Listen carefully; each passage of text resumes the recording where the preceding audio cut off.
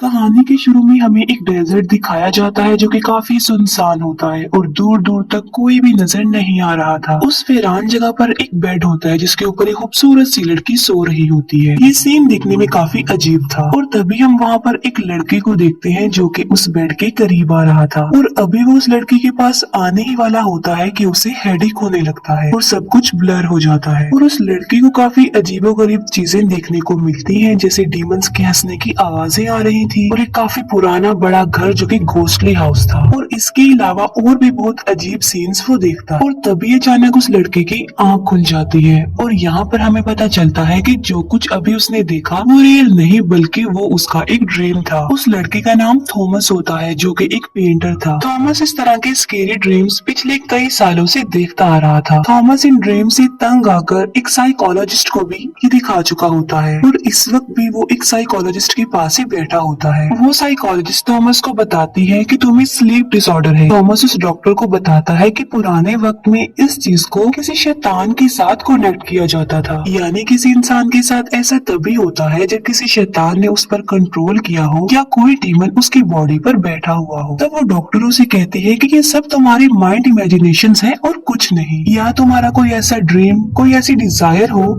जो किसी लड़की से रिलेटेड थी और वो पूरी ना हुई हो और इसीलिए तुम्हारे साथ ये सब कुछ हो रहा है। इससे पहले कि थॉमस उसकी अगली बात सुनता वो वहाँ से उठकर चला जाता है। थॉमस जो कि एक जगह पर बैठा हुआ पेंटिंग बना रहा होता है और तभी अचानक उसे झाड़ियों में कुछ दिखाई देता है। कुछ सोचने समझने से पहले ही उसे एक प्रॉपर्टी एजेंसी से कॉल आती है और उसे बताया जा रहा था कि तुम्हारे अंकल ने मरने से पहले तुम्हारे नाम कुछ प्रॉपर्टी की है। थॉमस जब वहाँ पर जाता है तो एक प्रॉपर्टी एजेंट उसे उस जगह के पेपर्स देती है और उस जगह का नाम होता है केसर गार्डन और साथ ही वो उसे वो लेटर भी देती है जो कि उसके अंकल ने मरने से कुछ देर पहले थॉमस के लिए ही लिखा था। थॉमस ये सब देखकर काफी हैरान था क्योंकि ना तो वो कभी अपने अंकल से मिला था और ना ही कभी उनके बारे में सुना था। थॉमस जब उस एनवेलप को ओपन करता है तब उसमें उस प्रॉपर्टी यानी केसर गार्डन्स की पिक्चर्स थी और वो प्रॉपर्टी वाला घर बिल्कुल उस घर जैसा लग रहा था, उस घोस्टली हाउस जैसा, जैसा कि उसने अपने ड्रीम में देखा था और अब वो इस प्रॉपर्टी को देखना चाह रहा था।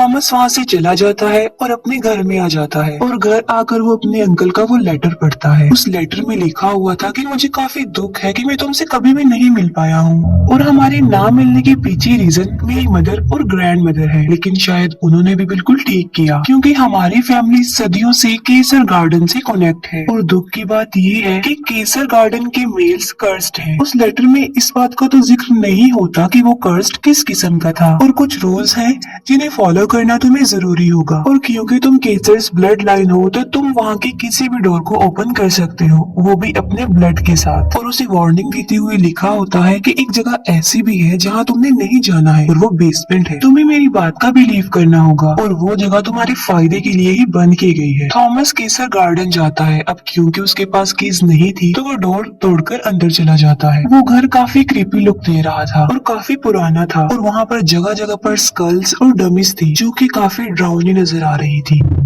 थॉमस जब घर को एक्सप्लोर कर रहा होता है तब ऐसा फील होता है कि कोई तो है जो उस पर नजर रख रहा है और थॉमस जब बेसमेंट में जाता है तब डोर बंद होने की आवाज सुनकर वो टर्न करता है और उसे वहाँ पर किसी की प्रेजेंस फील होती है, लेकिन देखते ही देखते वो गायब हो जाती है। थॉमस जब ऊपर जाता है तब उसे वहाँ पर एक लड़की मिलती है जिसका नाम लिंडा होता है और वो उसी प्रॉपर्टी एजेंसी की एक मेंबर थी। वो थॉमस से उसके अंकल के लेटर के बारे में भी पूछ लेती है। थॉमस को उसकी बातें अजीब लग रही थी जिसकी वजह से वो थॉमस से अपोलोजाइज करके वहाँ से चली जाती है। थॉमस जो कि सो रहा होता है और उसे फिर से एक ड्रीम आता है जिसमें वो देखता है कि उस प्रिंसेस को उसने पास जाकर उठा दिया है। थॉमस उस प्रिंसेस को कहता है कि ये ड्रीम नहीं हो सकता क्योंकि ये सब कुछ रियल लग रहा है। वो प्रिंसेस थॉमस को कहती है कि मेरा नाम रोज है लेकिन मुझे स्लीपिंग ब्यूटी भी कहा जाता है और तुम्हें ये सब कुछ इसीलिए रियल लग रहा है क्योंकि रियल वर्ल्ड में हम दोनों एक दूसरे के काफी पास आ चुके हैं और यही वजह है कि तुमने मुझे ड्रीम में जगा दिया। वो कहती है कि रियल वर्ल्ड में मैं तुम्हारे पास आने का वेट कर रही हूँ और तभी वो थॉमस की तरफ बढ़ती है और अचानक से डरकर पीछे हो जाती है। थॉमस जब पीछे मुड़कर देखता है तब वो काफी शॉक्ड हो जाता है और वो थॉमस से रिक्वेस्ट करती रहती है कि प्लीज मुझे छोड़कर मत जाओ। इसके बाद थॉमस नींद से जाग जाता है और उसे फिर से स्लीप पैरालिसिस हो जाता है। थॉमस खुद को मूव करने की कोशिश करता है और तभी ब्लैंकेट में एक डीमन उसकी तरफ आ जाता है और वो डीमन थॉमस को मारने ही वाला होता है कि थॉमस की आंख खुल जाती है। यानी ये भी थॉमस का एक ख्वाब था। थॉमस के डोर पर बेल बजती है और जब वो देखने जाता है तो वहाँ पर उस घर का केयर टेकर होता है जो उस घर के मेंटेनेंस के बारे में पूछने के लिए वहाँ पर आया था। थॉमस जब उस केयर टेकर से इस घर के बारे में क्वेश्चंस करता है तो वो थॉमस को कहता है कि ये घर काफी स्ट्रेंज है और यहाँ पर बहुत से लोग आते हैं और गायब हो जाते हैं। पुलिस ने कई बार इस घर को चेक किया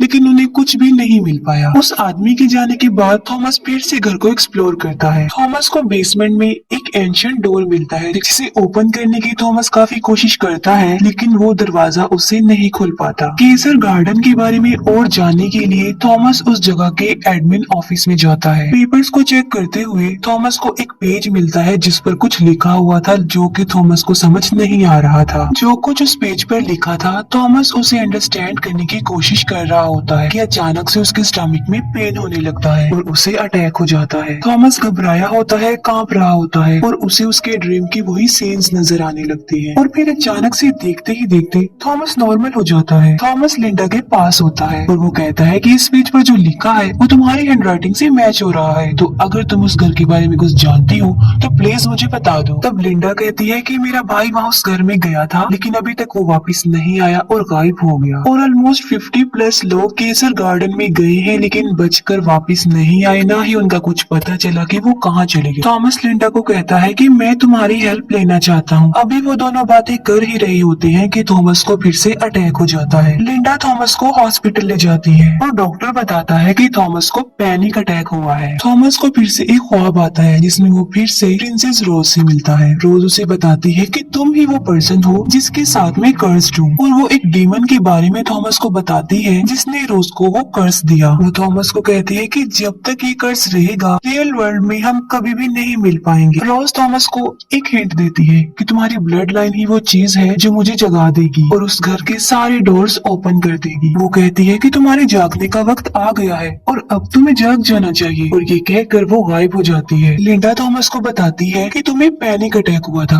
लेकिन अजीब बात तो ये है कि जब मैं तुम्हें उस प्रॉपर्टी में लेकर गई थी तो तुम बिल्कुल नॉर्मल हो गए थे। लिंडा थॉमस को अपने भाई की पिक्चर्स दिखाते हुए कहती है कि वो अपनी फ्रेंड के साथ एक डेयर पूरा करने के लिए यहाँ पर आया था लेकिन तब के बाद उसका कुछ पता नहीं चल सका, वो तब से मिसिंग है और मैं अपने भाई को ढूंढने इस जगह पर आई हूँ। बताती है कि केसर्स फैमिली की डेथ की हिस्ट्री काफी अजीब है। केसर्स फैमिली के मेल सुसाइड और एक्सीडेंट से ही मरे हैं और इससे भी ज्यादा हैरान कर देने वाली बात ये है कि हमेशा मेल्स की डेथ का ही सुनने में आता है। कहती है कि ये सब कुछ शायद किसी सुपर नेचुरल पावर से कनेक्ट है जो ये सब कुछ करवा रही है। थॉमस पूछता है कि कोई तो ऐसा रास्ता होगा ना इस कर्ज से बचने का और लिंडा थॉमस की ब्लड लाइन को रिस्पॉन्सिबल कहती है। लिंडा की ये बात सुनकर थॉमस को उसके अंकल की वही ब्लड लाइन वाली बात याद आती है और वो लिंडा को उसी एंशिएंट डोर के पास लेकर जाता है। लिंडा भी उस डोर को ओपन करने की कोशिश करती है लेकिन उससे भी वो दरवाजा नहीं खुलता और थॉमस वहाँ पड़ी हुई एक नीडल से अपने फिंगर का खून निकालता है और ब्लड वाली फिंगर से वो उस डोर को ओपन करता है और वो दरवाजा खुल जाता है। थॉमस और लिंडा दोनों अंदर जाते हैं।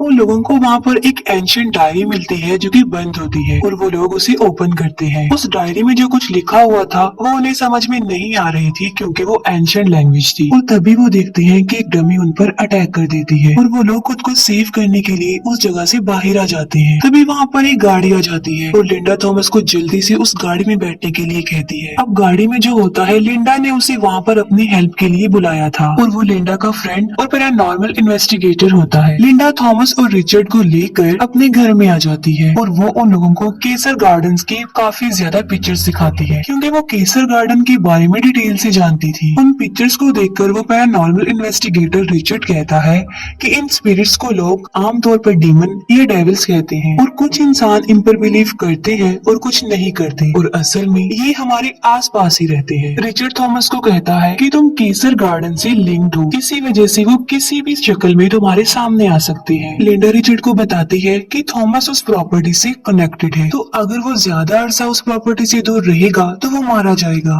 थॉमस रिचर्ड की बातों को अजीब समझते हुए वहाँ से बाहर चला जाता है और वो अकेला ही उस एंशिएंट डायरी को देखने लगता है। एक पिक्चर देखकर थॉमस को कुछ याद आता है और वो वापस लिंडा और रिचर्ड के पास आता है। वो कहता है कि मैं उस प्रॉपर्टी से कनेक्टेड नहीं हूँ बल्कि बल्कि मैं प्रिंसेस रोज से कनेक्टेड हूँ। और वो उन लोगों को अपने ड्रीम्स और प्रिंसेस रोज की बातें बता देता है। वो रोज और उसकी कन्वर्सेशन के बारे में बताता है और कहता है कि जब मैं फर्स्ट टाइम इस प्रॉपर्टी में आया था तब उसने पहली बार आंखें खोली थी। थॉमस कहता है कि अगर हम प्रिंसेस रोज को ढूंढ लें और उसे जगा दें तो उस स्पेल के साथ साथ वो कर्स भी खत्म हो जाएगा। रिचर्ड कहता है कि मुझे इस एंशिएंट डायरी की राइटिंग और उसकी लैंग्वेज समझ में नहीं आ रही है और इसको अंडरस्टैंड करने के लिए हमें लिंडा की फ्रेंड के पास जाना चाहिए। और वो लोग लिंडा की फ्रेंड के पास जाते हैं। असल में लिंडा के फ्रेंड के पास एक सॉफ्टवेयर था जिसकी हेल्प लेकर वो किसी भी लैंग्वेज को अपनी लैंग्वेज में कन्वर्ट कर सकता था। उस बिल्डिंग का केयर टेकर थॉमस से मिलने के लिए केसर गार्डन में आता है। वो उसे ढूंढने लगता है और तभी वही डीमन उस पर अटैक कर देता है और उसे जान से मार डालता है।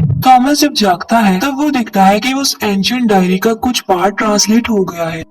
लिंडा उसे पढ़ते हुए थॉमस को बताती है कि ये तुम्हारे अंकल ने लिखा है, जिसमें उन्होंने लिखा था कि मैं अपनी फैमिली को एक ऐसे ट्रबल में डाल रहा हूँ जिससे शायद वो कभी भी वापस ना आ सके, क्योंकि मैं एक ब्राइड को एक डेविल के सामने सेक्रीफाइस करने के लिए जा रहा हूँ। थॉमस पूछता है कि इसका क्या मतलब है। तब रिचर्ड उसे बताता है कि तुम्हारे अंकल का कनेक्शन उस डीमन और उस ब्राइड से था। वो डायरी और ट्रांसलेट होती है तो उन्हें पता चलता है कि प्रिंसेस रोज एक ऐसी प्रिंसेस थी जो कि अपनी ब्यूटी की वजह से जानी जाती थी, जिसे एक डीमन ने पोजेस करके कर्स्ड कर दिया और एक नीडल लगने की वजह से वो एक इमोर्टल नींद में सो गई। और रोज को शैतान ने अभी भी कैद किया हुआ है और अगर वाकई ये बात सच है तो रोज अभी जिंदा है। थॉमस को काफी देर हो गई थी कि वो अपनी प्रॉपर्टी से दूर था और उसे पैनिक अटैक आ जाता है। तब लिंडा और रिचर्ड उसे लेकर वापस केसर गार्डन में आ जाते हैं। घर पहुंचने पर उन्हें पता चलता है कि उस बिल्डिंग का केयर टेकर अब मर चुका है। थॉमस लिंडा और रिचर्ड को लेकर दोबारा से बेसमेंट में जाता है और फिर से अपने ब्लड से वो डोर ओपन करता है। अंदर एक टनल होती है जिसकी डोर को वो ओपन करते हैं। आगे जाकर एक शैतान उन पर अटैक कर देता है, लेकिन रिचर्ड मैजिकल वर्ड्स बोलता है और वो शैतान चला जाता है। और अब वो लोग उस जगह पर पहुंच चुकी थी जहाँ पर उन्होंने आना था और वो उसी डीमन को देखते हैं। लिंडा और रिचर्ड थॉमस को कहते हैं कि हम उस शैतान को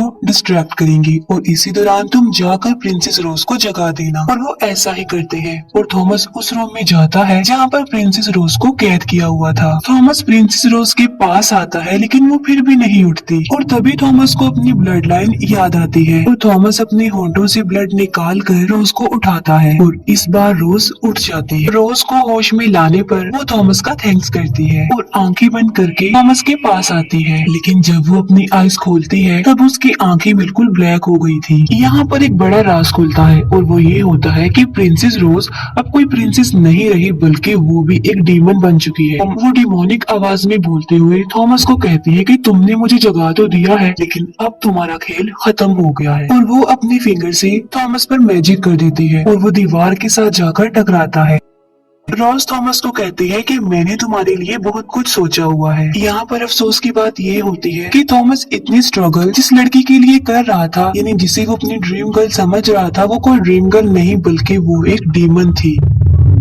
रोज को बाहर उसी डीमन की आवाज आती है और वो उस डीमन को मार डालती है और उसका दिल निकाल लेती है। थॉमस इंजर्ड था और वो बाहर आता है और कहता है कि रोज एक डीमन है, उसे मार दिया जाए। लिंडा रोज को स्टैब करने लगती है तो रोज उसका गला पकड़ लेती है और वो ऑलमोस्ट उसे जान से मारने ही वाली होती है, लेकिन नहीं मारती, वो उसे छोड़ देती है। रोज उन्हें टॉन्ट करवाते हुए कहती है कि मैं नहीं चाहती कि तुम इतनी जल्दी मर जाओ, क्योंकि मैं तुम्हें वो सब कुछ दिखाना चाहती हूँ जो मैं करने वाली हूँ। तभी रोज थॉमस को देखते हुए एक लंबा सांस लेती है और ब्लैक स्मोक उन दोनों को उड़ाकर वहाँ से ले जाता है। फिर हम लिंडा के फ्रेंड को देखते हैं जो कि उस डायरी को अपनी लैंग्वेज में कन्वर्ट करके पढ़ रहा होता है और यहाँ पर उसे केसर फैमिली के कर्स का पता चल जाता है। असल में केसर फैमिली के मेल्स का जो ब्लड है वो डीमन को बहुत पसंद होता है, यानी डीमन सिर्फ केसर मेल का ही ब्लड पी सकते हैं। और केसर फैमिली के मेंबर्स की पहचान ऐसी होती है कि पहले उन्हें स्केरी ड्रीम्स आते हैं, फिर उन्हें डीमंस की आवाजें सुनाई देती हैं और पैनिक अटैक्स होते हैं। और वो सब कुछ जो थॉमस के साथ भी हो रहा था। और केसस मेल को इस बात का ख्याल रखना है कि वो कभी भी किसी डीमन से कनेक्ट ना हो। और उसमें ये भी लिखा होता है कि डीमन इस कर्स को कयामत लाने के लिए भी इस्तेमाल करेंगे, यानी जब इस दुनिया का दी एंड हो जाएगा। फिर हम देखते हैं कि रोज थॉमस को लेकर एक ऐसी अजीब सी जगह पर आ जाती है जो कि दुनिया से काफी दूर होती है। रोज थॉमस का ब्लड और अपनी पावर को इस्तेमाल करते हुए कुछ मैजिकल वर्ड्स बोलती है और कहती है कि जल्द ही सब डीमंस जाग जाएंगे और ये सारी दुनिया खत्म हो जाएगी और कयामत आ जाएगी। और इसी स्पेल के साथ ये ये मूवी यहीं पर एंड हो जाती है। Thanks for watching.